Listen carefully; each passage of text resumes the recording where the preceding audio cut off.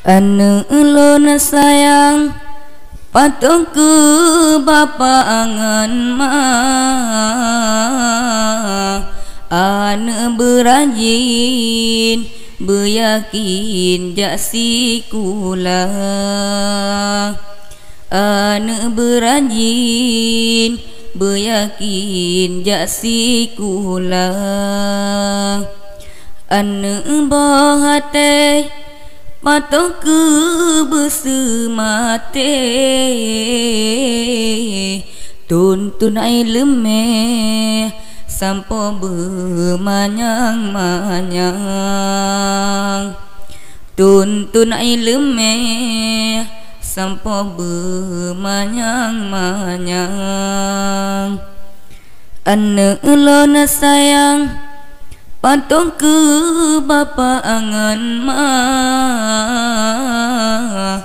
anu berajin beyakin jasi kula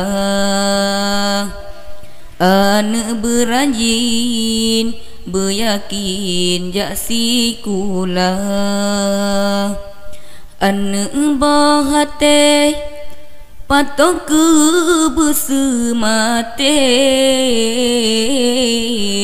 tuntun ai lemeh sampo bermanyang-manyang tuntun ai lemeh sampo bermanyang-manyang ibarat si babakaye membona manfaat jadi kefaedah getanya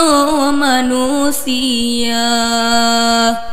menana citanya hai anu menyana ilme tentena guna ke bangsa dan agama pesan ulun hai anu pubut amai yang luhur tafakur tasyukur bapa Rabbana pesan ulun hai anu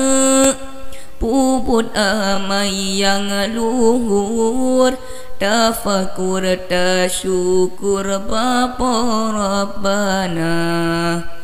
anu ulun sayang patung ke bapa angan mah anu berajin beyakin jasi kula anu berajin beyakin jasi kula anu bahate patung ke besemate tuntun ai lemeh sampo bermanyang-manyang tuntun ai lemeh sampo bermanyang-manyang